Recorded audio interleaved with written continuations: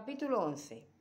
Las mazmorras del palacio daban a un río que lo bañaba, y hacia allí se dirigió gentil el señor de Valtierra. Todavía no era muy de mañana, y el sol se reflejaba en las aguas, produciendo un efecto fantasmagórico.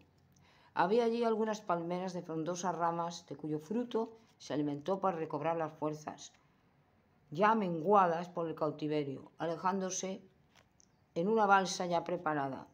Hubiese podido marchar a Roma y volver junto a Lidrowena, que tanto lo necesitaba, ya que iba a ser madre muy pronto, si no lo era ya. Luchaba en su interior con las dos fuerzas naturales. Por un lado deseaba ser libre y por otro quería conseguir la libertad de sus camaradas. No había ido a Bagdad para volverse con las manos vacías. Había hecho una promesa y el futuro de un pueblo dependía de su decisión. Gisem era su amigo. Había confiado en él y no iba a abandonarle.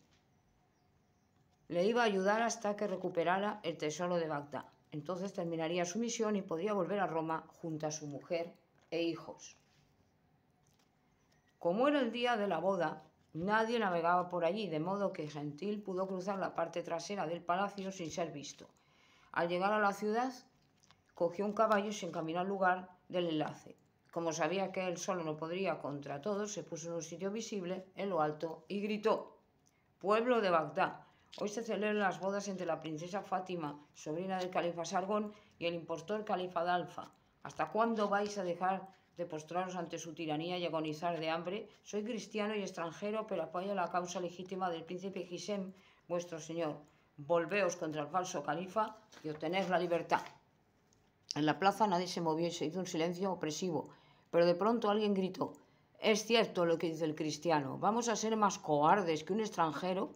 Luchemos por la libertad y la vuelta al trono del príncipe Gisem, el legítimo califa de Bagdad. ¡Muera el tirano de Alfa!». Los guardias, que habían sacado sus cimitarras creyendo que iban a imponerse como otras veces, retrocedieron asustados al ver que la multitud se les echaba encima enfurecida. Aprovechó Gentil para libertar a las dos princesas, que asustadas permanecían mudas y quietas. Las subió al caballo y fue a liberar a Gisem. Cuando Gisem vio a Yasmina, se bajó en sus brazos y se besaron. Gentil entonces les dijo que en la plaza del mercado la multitud se había levantado en armas contra el califa. Gisem cogió su arma y un caballo y partió a galope para matar al traidor. Cuando Dalfa cayó, 1000 voces por fin se alzaron invocando el nombre de Alá y del califa Gisem, el legítimo señor de Bagdad. En las mazmorras del palacio, Gisem había conocido la humedad, el hambre, el sufrimiento y la muerte en muchos compañeros y en su amado abuelo. Si no hubiese sido por su fe en Alá el misericordioso y el grande y el dulce rostro de Yasmina, hubiese sucumbido como otros. La imagen de su adorada le acompañó como un ángel en todos y cada uno de los sueños. Cuando todo estaba perdido, Alá estaba con él, sosteniéndole con la desesperación a su siervo. Las mazmorras eran horribles porque estaban hechas de piedra negra, fuego y hielo. También reconocía como hombre justo al califa Gisem al-Rashid, que debía mucho a sus fieles compañeros, a los 3 caballeros de la Orden del Santo Sepulcro y sobre todo a su amigo y hermano Gentil, el señor de Valtierra y vizconde de Játiva, el cristiano, hijo del Papa Alejandro VI, que le había enseñado el honor, el valor y el amor entre los pueblos de la tierra. Para este caballero incomparable serían siempre sus recuerdos y el de su pueblo. En la gruta donde se escondieron Gisem y los suyos antes del asalto al palacio, mandó construir 3 fuertes y un jardín para el recreo del pueblo y recordatorio de aquellas hazañas. La gente fue llamada el pueblo árabe de las 3 fuentes y tenía una belleza incomparable. El califa Gisem invitó a la boda a todo el pueblo de Bagdad, al que repartió muchos presentes, a los 3 caballeros de Santo Sepulcro y a Gentil, el señor de Valtierra, quien nombró gran señor de Bagdad en agradecimiento a toda su ayuda. Además, le dio 1000 piezas de oro para que hiciera un traje para la boda y le acompañara en el sitio de honor. El general Akkad, nombrado jefe de los guardias reales del sultán, se declaró a la princesa Fátima, quien después de mirar al apuesto Gentil, aceptó su mano. La princesa Fátima se había enamorado del caballero cristiano, pero Gentil la entregó a Akkad, que la amaba desde niña. Con ello, contribuyó a la felicidad de los dos y al aprecio del general por este noble gesto. La boda pudo celebrarse al fin entre el regocijo de la muchedumbre que aclamaba al califa y su ya esposa, la sultana Yasmina. Era una radiante mañana de noviembre En la gran mezquita, a la salida, habían colocado una alfombra roja larga por donde la real pareja caminaba detrás. Venía Fátima con el general Acat y Gentil, todo de blanco y oro, le seguía. Los guardias reales se habían puesto a los lados en procesión y un niño portaba las flores. El califa Hisham al-Rashid, el príncipe de los creyentes, llevaba un turbante azul turquesa ribeteado de blanco con una gran piedra verde y una pluma de faisán en lo alto. El traje era azul, blanco y oro, con blanco en las mangas. Se cubría la cintura con un fajín y a la derecha, en el costado, portaba una espada ricamente labrada. La sultana iba con el mismo traje anterior, pero iba mirando a su esposo cogida de su brazo y su bello rostro resplandecía de felicidad.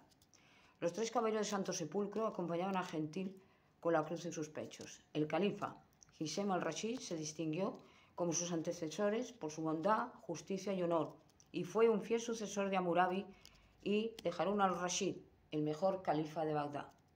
Su pueblo fue feliz en su reinado, tuvo 2 hijos fuertes como leones, Farid, Faluz y Sargón, al que adoptó. La hermosa piedra, el ojo azul, el diamante mayor del mundo, se guardó en el palacio en un cofre de cristal. El banquete fue principesco y cada uno de los comensales comió y bebió hasta hartarse. Entre fuentes, soperas, capas y bandejas y platos de oro se presentaron los mejores manjares del reino. Sabedor de que Gentil gustaba de la comida occidental, el califa ordenó que a aquel se le sirviera un menú especial consistente en un pollo, en una fuente, una sopera, una cazuela, un frutero, varios dulces y una elegante ánfora llena de un vino delicioso. Este detalle, lleno de delicadeza, agradó mucho a Gentil, el gran señor de Bagdad, porque le veía la estima del califa y dijo en medio del banquete: «Es un honor, augusto señor, el que yo acepto con agrado de vuestras manos, por lo que vale y os estimo. Si no fuera porque tengo que volver a Roma con mi esposa e hijos, me quedaría muy a gusto en vuestro reino». El sultán oyó con mucho deleite estas palabras del caballero Gentil y le replicó: «Oídme, gran señor de Bagdad, señor de Valtierra, vizconde de Játiva, señor de la Rosa Negra de Turquía y muy amado mío, amigo Gentil. Todo lo que he hecho no ha sido más que en pago de vuestras bondades. Tanto la sultana Yasmina, su hermana la princesa Fátima, el general Akat, su marido, el pueblo de Bagdad y yo os agradecemos de todo corazón vuestra fidelidad al reino y sentimos que tengáis que abandonarnos. Mi abuelo, el sabio Hammurabi, hubiera debido ver este gran día para Bagdad. Os apreciaba, lo sabéis, era un hombre justo y sabio. El reinado del príncipe de los creyentes Hisham al-Rashid fue justo y clemente, porque todas sus sentencias estaban inspiradas en el libro sagrado del Corán y se hacían en nombre del Dios clemente y misericordioso, Dios de todos los hombres. Ya así Gentil se quedó un día a ver cómo el gran sultán Hisham al-Rashid departía justicia en la sala del trono. Había un hombre que fue acusado por sus parientes de alterar el testamento del fallecido. Los parientes le acusaban ante el gran sultán, no dejándole hablar. Por fin, este dijo: «¿Y tú, qué dices?». El hombre dijo: «Yo, majestad augusta, no he hecho más que lo que creía justo, según nuestras leyes». Así es. Sabéis que cuando un hombre fallece debe dejar por testamento alguna riqueza a sus padres y parientes, de manera generosa, y que también el que altere el testamento comete un crimen. Pero sabéis asimismo que el que tenía un error e injusticia del testador haya arreglado como conviene los derechos de los herederos no es culpable. Dios es indulgente y misericordioso. Por lo tanto, este hombre ha sido justo y ha cumplido la voluntad de Alá. Vosotros sois los injustos y recibiréis 100 bastonazos por haber acusado a un justo y se os desterrará del país. Esta es mi sentencia. He dicho: puedes irte, buen hombre, nadie está contra ti. El hombre se puso de rodillas y exclamó emocionado: «Gracias, gran señor, que Alá te dé muchos años para que puedas dirigir tan sabiamente a tu pueblo». Capítulo 12. Gentil llegó por el mar Mediterráneo a Roma a bordo de un barco, atravesó la Siria, Chipre, la antigua Hélade, hasta la ciudad eterna. Hacía mucho frío porque era la época de Navidad. A lo largo de todo el siglo XV, las grandes naciones occidentales consolidan su unidad y se convierten en potencias que van extendiendo su influjo sobre el resto del mundo. Italia, en cambio, dividida en ese entonces en 5 estados: el Ducado de Milán, las repúblicas de Venecia y Florencia, el Reino de Nápoles y los estados pontificios, compartía el esplendor intelectual y artístico con la corrupción política y el decaimiento de la moral pública y privada.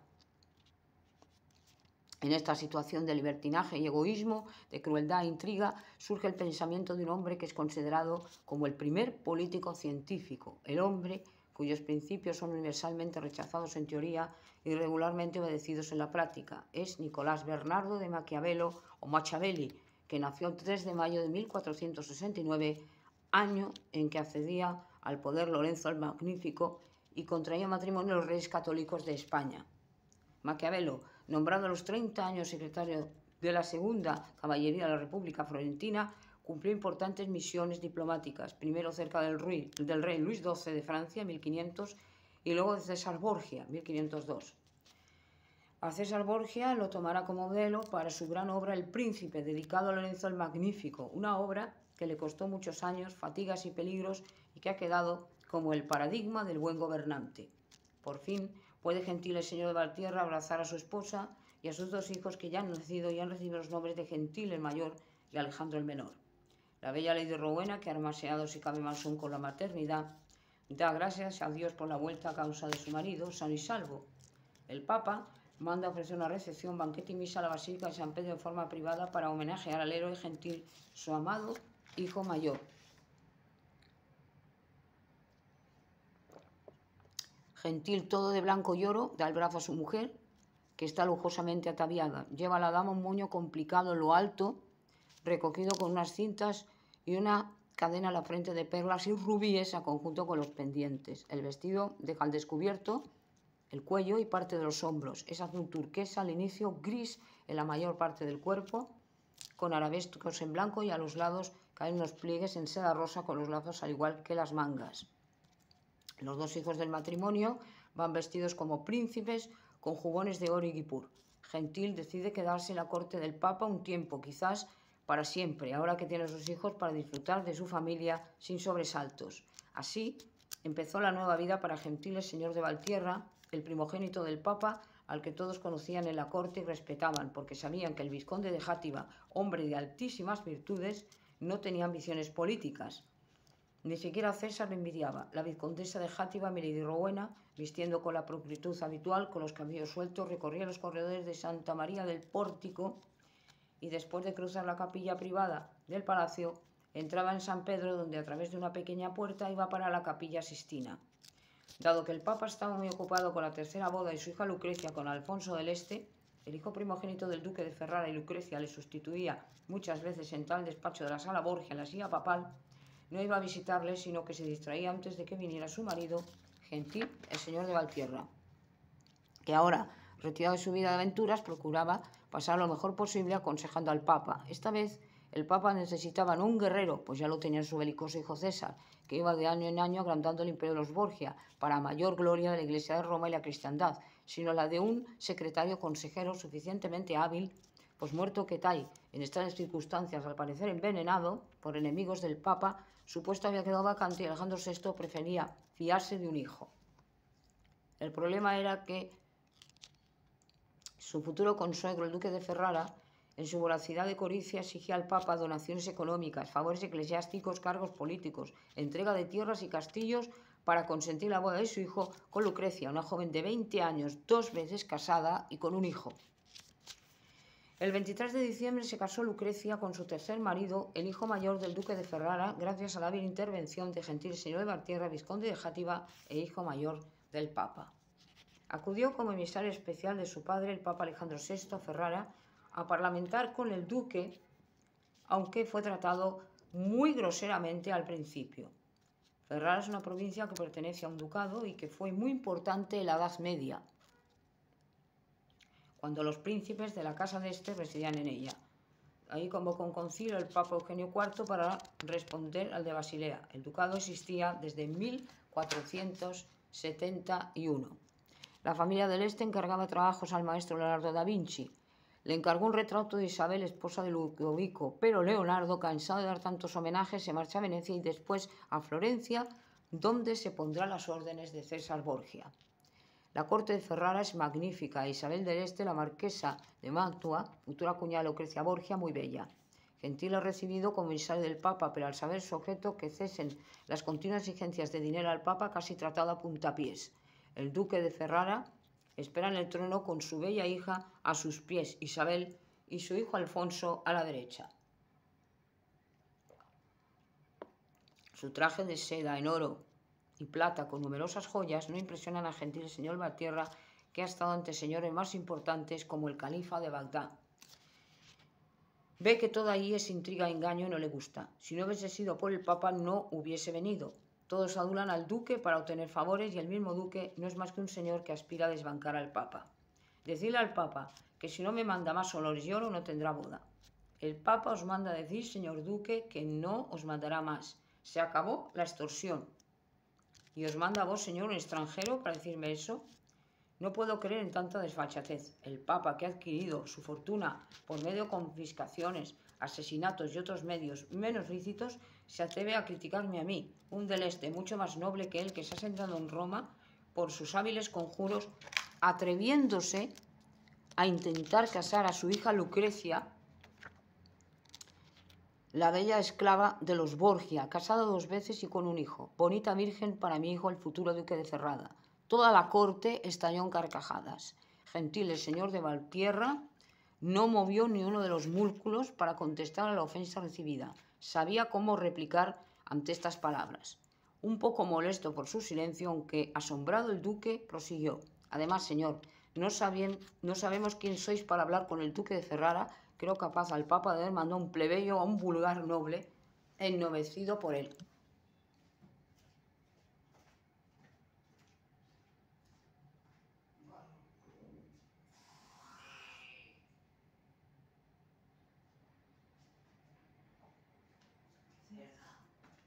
Cerda.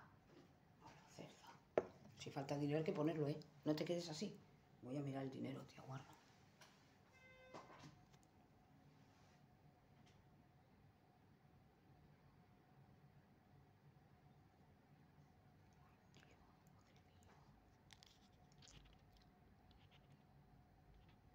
Soy Gentil, el señor de Valtierra, vizconde de Játiva, señor de la Rosa Negra de Turquía y gran señor de Bagdad. Todos mis títulos y dignidades los he ganado con mi espada y con mi sangre. Los primeros en tierras de Hispania contra los moros en Granada por sus majestades los reyes católicos, don Isabel y don Fernando, y los otros 2 por mi valor demostrado. Además me honro con la amistad del rey Luis XII de Francia, en cuyas tierras me gané el apodo del batallador y del conde del condado franco la Borgoña. Como veis, señor duque, no necesito el favor de ningún papa para ser noble. Ante tales palabras el duque se serenó un poco. Había nombrado gentil a los reyes católicos los soberanos más grandes y respetados de la época, y alguien le había deslizado al oído que era hijastro del propio papa. El propio duque no le superaba en nobleza ni en valor. Tal vez me haya cedido, caballero gentil, señor de Valtierra. Alguien me ha hablado de vos muy favorablemente y dice que os conoció personalmente. Yo también he oído hablar de vos como el caballero de la luz, porque siempre vestís de blanco. Aceptad mis disculpas, señor vizconde, decidle al Papa que ya no habrá más exigencias del duque de Ferrara. Gentil se quedó satisfecho con estas disculpas y contestó: no esperaba menos de vos, señor duque, y un error puede tenerlo cualquiera. Transmitiré vuestros deseos al Papa y le diré que el duque de Ferrara es todo un señor.